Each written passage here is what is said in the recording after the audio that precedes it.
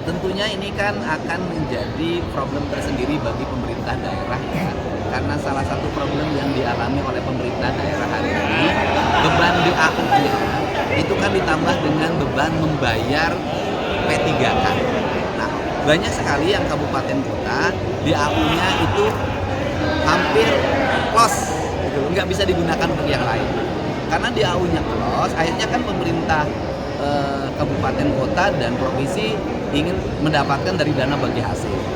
Tapi dana bagi hasil ini sendiri kan belum mencukupi untuk kebutuhan kabupaten kota, bahkan banyak yang belum dibayarkan lunas oleh Kementerian Keuangan, termasuk Provinsi Jawa Barat. Nah, namun sekali lagi untuk daerah-daerah yang PAD-nya rendah, kita akan berikan atensi khusus, kami akan memberikan masukan pada Ibu Menkyu yang mereka sangat tergantung, itu agar pemerintahnya berjalan tetap stabil, belanja pegawai, belanja operasional, serta program-program yang standar minimal harus bisa berjalan. Pemerintah berencana memangkas dana transfer pusat ke daerah mulai tahun anggaran 2026.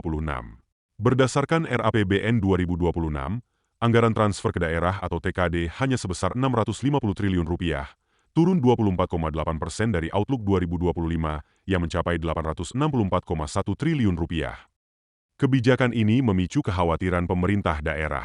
Gubernur Jawa Barat, Deddy Mulyadi, menyebut pemangkasan TKD akan menjadi masalah besar, terutama karena pemerintah daerah masih terbebani pembayaran dana alokasi umum, DAU, dan gaji PPPK. Kang Deddy mengingatkan, saat ini masih banyak kabupaten kota DAU-nya hampir habis hanya untuk membayar gaji PPPK, tidak bisa digunakan untuk kegiatan yang lain. Meski begitu, Deddy menilai pemangkasan ini tidak akan jadi masalah, asalkan pengalihan dana tersebut digunakan untuk pembangunan yang bermanfaat bagi daerah, seperti perbaikan jalan, irigasi, atau infrastruktur prioritas yang sesuai usulan pemerintah daerah. Deddy menekankan, ketergantungan daerah pada dana bagi hasil, DBH, juga masih tinggi.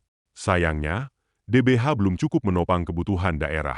Bahkan, masih ada tunggakan DBH yang belum dibayarkan pusat, termasuk DBH sebesar Rp600 miliar untuk Jawa Barat. Sebagai alternatif, pemerintah daerah mengandalkan pajak daerah seperti pajak bumi dan bangunan perkotaan dan pedesaan atau PBBP 2, tetapi tidak bisa dinaikkan karena akan membebani rakyat. Artinya, perlu inovasi pendapatan tanpa menambah beban masyarakat. Deddy menegaskan dirinya siap berdiskusi dengan Kementerian Keuangan dan DPR agar pengelolaan keuangan daerah tidak terganggu akibat kebijakan ini. Ia berharap pemerintah pusat bisa duduk bersama dengan pemerintah daerah agar tidak ada problematika dalam pengelolaan keuangan daerah. Sebagai informasi, belanja negara tahun 2026 direncanakan Rp3.786,49 triliun, terdiri dari belanja pemerintah pusat Rp3.136,49 triliun dan TKD Rp649,99 triliun. Perinciannya, dana alokasi umum atau DAU sebesar Rp373,8 triliun, dana alokasi khusus atau DA sebesar Rp155,1 triliun, dana bagi hasil atau DBH sebesar Rp45,1 triliun, dana desa sebesar Rp60,6 triliun, dana otonomi khusus atau OTSUS sebesar Rp13,1 triliun, dan dana insentif fiskal sebesar Rp1,8 triliun. Bagaimana menurut Anda? Apakah pemangkasan TKD ini akan berdampak pada layanan publik di daerah?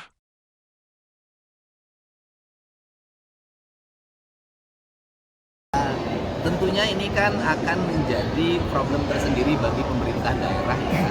Karena salah satu problem yang dialami oleh pemerintah daerah hari ini, beban DAU-nya itu kan ditambah dengan beban membayar P3K. Nah, banyak sekali yang kabupaten kota DAU-nya itu hampir close, gitu, nggak bisa digunakan untuk yang lain. Karena DAU-nya close, akhirnya kan pemerintah kabupaten kota dan provinsi ingin mendapatkan dari dana bagi hasil. Tapi dana bagi hasil ini sendiri kan belum mencukupi untuk kebutuhan kabupaten kota, bahkan banyak yang belum dibayarkan lunas oleh Kementerian Keuangan, termasuk Provinsi Jawa Barat. Ya, itu hampir 600 miliar. Nah, tetapi kalau kemudian pengurangan dana transfer daerah itu kemudian dialihkan oleh pemerintah pusat untuk melakukan pembangunan yang langsung ditangani pemerintah pusat. Misalnya jalan, walaupun sampai jalan desa ditangani pemerintah pusat. irigasi tangani pemerintah pusat, kebutuhan listrik warga, rumah rakyat miskin, kita tidak ada problem kalau itu mau diambil alih. Tetapi yang kita inginkan itu adalah nanti adalah usulannya harus tepat sesuai dengan yang diusulkan oleh kepala daerahnya dan yang menjadi skala prioritas daerahnya, kan gitu kan. Karena kan mungkin kan sudut pandang pusat di tingkat kementerian kan belum tentu sedekat pemerintah kabupaten kota terhadap apa yang menjadi kebutuhan warganya. Dan mudah-mudahanlah semuanya bisa berjalan dengan baik. Yang terpenting bagi kami adalah masyarakat di provinsi Jawa Barat. Kita menginginkan apalagi Pemprov Jabar yang hari ini melakukan realokasi sangat luar biasa, spirit pembangunannya sangat tinggi. Mudah-mudahan tidak terganggu dengan keputusan Kementerian Keuangan. Dari sumber pendanaan jadi dari mana Kang kalau pemerintah pusat tetap ngotot bahwa 25% akan dikurangi? Kita tidak mungkin lagi cari pendanaan dari. Oh gitu. Kita Jadi tidak mungkin lagi, pengalihan karena kan kita tidak mungkin lagi naikin pajak untuk rakyat. Ya. Saya tidak mau kan gitu. Jadi ya paling efisiensi, tapi efisiensi itu nggak mungkin lagi karena kalau di Jabar misalnya di Provinsi sudah nggak ada lagi. Ya. Semuanya sudah dicoretin, sudah hampir habis. Yang dan mudah-mudahan tidak merambah ke tunjangan kinerja pegawai. Itu akan menimbulkan gejolak. Mau protes nggak, Kang? Protes nggak? Ya tidak protes dong. Masa kita protes ke pemerintah pusat? Paling kita mengajak untuk berbicara dengan jajaran kementerian. Ya, kecuali untuk jalan-jalan utama dibangun sama pemerintah pusat diambil alih ya. Saya akan menyampaikan permohonan untuk berdiskusi lah di Kementerian Keuangan. Ya, saya udah ketemu juga waktu acara di Bandung ya. Tapi saya akan tindak lanjuti dan saya udah bicara juga dengan teman-teman Komisi 11 ya. Komisi 11 kan.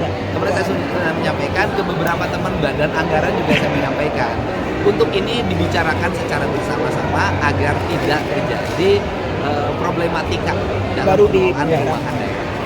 Thank you Kang. Masalah tadi TKD sebagian dialihkan ke pemerintah pusat di KL lebih kurang yang nanti berdampak kepada pemerintah daerah tadi sudah dijelaskan Ibu Menteri Keuangan Bu Sri Mulyani sebesar 1.369 triliun dan tersebar di berbagai KL. Nah ini yang penting adalah bagaimana kita nanti mengkoordinasikan supaya teman-teman di KL, rekan-rekan menteri, pimpinan lembaga, ada program-program pendidikan, kemudian PU, jalan tadi, perumahan, pendidikan, kesehatan, ada Menteri Kesehatan di sini, ada Koperasi Desa Merah Putih, ada MBG, itu yang berdampak langsung ke daerah-daerah. Nah, namun sekali lagi untuk daerah-daerah yang PAD-nya rendah, kita akan berikan atensi khusus, kami akan berikan masukan pada Ibu Menkyu, yang mereka sangat tergantung, itu agar pemerintahnya berjalan tetap stabil, belanja pegawai, belanja operasional, serta program-program yang standar minimal harus bisa berjalan. Yang lain di-cover oleh pemerintah pusat.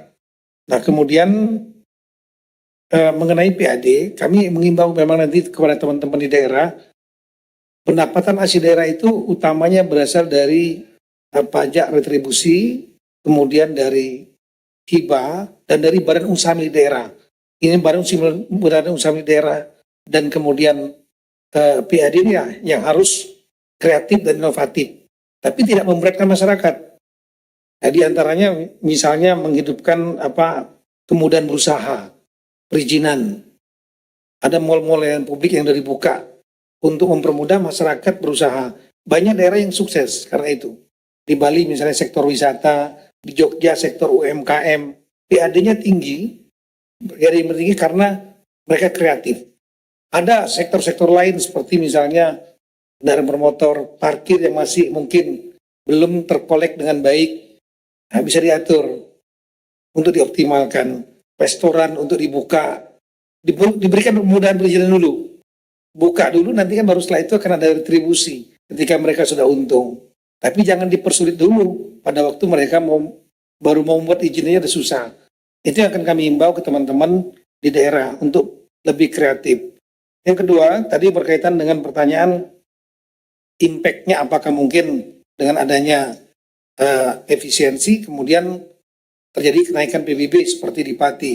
Nah, jadi saya sampaikan bahwa kami sudah kenaikan masalah PBB, P2, pajak bumi bangunan pedesaan perkotaan, itu sebetulnya adalah amanat dari Undang-Undang HKPD, Undang-Undang Nomor 1 Tahun 2022 tentang hubungan keuangan pusat dan daerah, di mana di situ diberikan kewenangan kepada daerah untuk mendapatkan pajak dan retribusi di daerah.